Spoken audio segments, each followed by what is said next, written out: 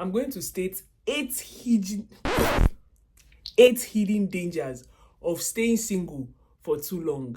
Yes, some of you you've been single 6 years, 7 years, 8 years. There's a difference with single by choice and you're single just because nobody wants you, or maybe you don't love yourself well enough for somebody else to even think of loving you. Yes, because that happens. Let me give you a very, very, very, very, very, very, very, very, very good example. Because let me tell you, nobody will be truly attracted to somebody that does not know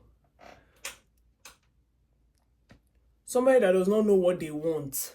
Somebody that doesn't know their left to their right. So now, but there are some of you that are like everybody's dream woman, dream man, but you have decided to be single by choice, and that's not bad. Now, here is one thing. Some of you have been single for 7 years, 8 years, 9 years. You've forgotten how to let somebody into your space. But here are 8 hidden dangers of staying single for too long, because too much of everything is not good.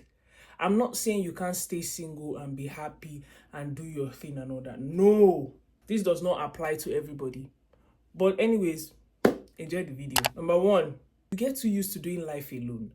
At first, it's like strength. But over time, you stop knowing how to include, add, allow someone into your life. Not because you can't, actually. Not because you can't. But because you have forgotten how to. You're not used to it anymore. Number 2, your standards rise. Good. But so does your intolerance. You know what you want, which is good. Which is good. But here's where the problem is.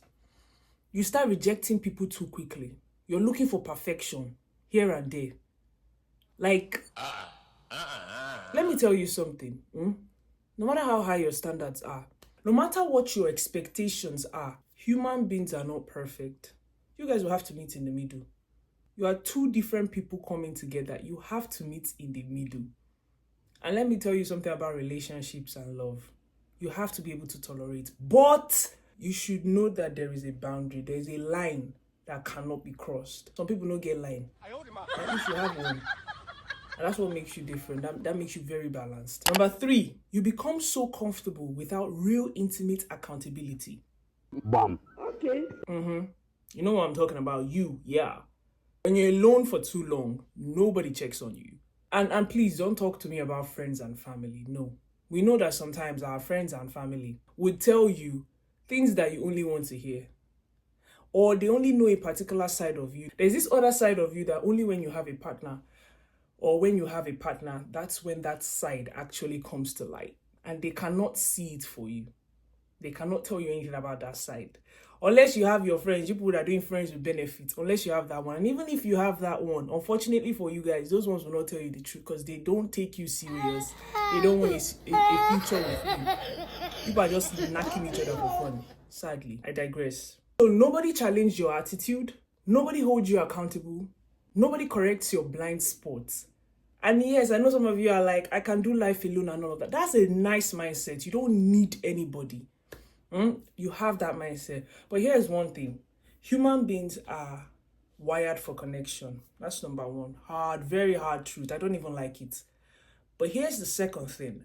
There are some parts of ourselves that no matter how strict we are with ourselves, we can't actually see it. We need someone to tell us. But here's our prayer every day, that we hope and pray to meet those type of people. That is rare. So what I'm trying to say is, sometimes, or majority of the time, you grow, but only in ways that suit you. Number 4, you start confusing peace with isolation. You say, oh, I love my peace. That's fine, baby girl. Me too. But real peace isn't avoiding people. Real peace is knowing how to maintain yourself with people. Number 5, you start building a life that has no space for anyone else. This is what you're used to. This is your new routine, your new everyday stuff. Imagine being single for 6, 7, 8, 9, 10, 5 years. Basically, what I'm trying to say is, when your routines become tight, decisions are solo. These are not bad things though. It's just when it's now too much, the right person comes, and then a bunch of us just don't know how to make them fit our life. Your space is fully yours. And even if eventually at the end of the day, after 10 years plus or 5 years plus of being single, you eventually have somebody in your life, they can never really feel part of your life because you have this strict routine. And for me personally, I just believe a relationship is supposed to not necessarily just heal your inner child, but let your inner child come out and just be goofy. Bam. See, things are already too serious, You need a partner that you don't have to be strategic with, someone that you can just be completely yourself, enjoying yourself. You're in their world and they're in yours. That's what I mean. I don't know if I'm explaining this thing right. I don't know if you guys are understanding. Just let me know in the comments. Because it's a situation whereby somebody then comes into your life and then kaboom, everything is disruption. Any small thing, this person is not good for me. This person is ruining my space, my self-love, my this. Okay, calm down, auntie, relax. Bro, sometimes it's not them at that point. Sometimes you have to look inward. Number 6, baby. You become emotionally guarded without realizing it. Being emotionally guarded is not bad, but it's not good either.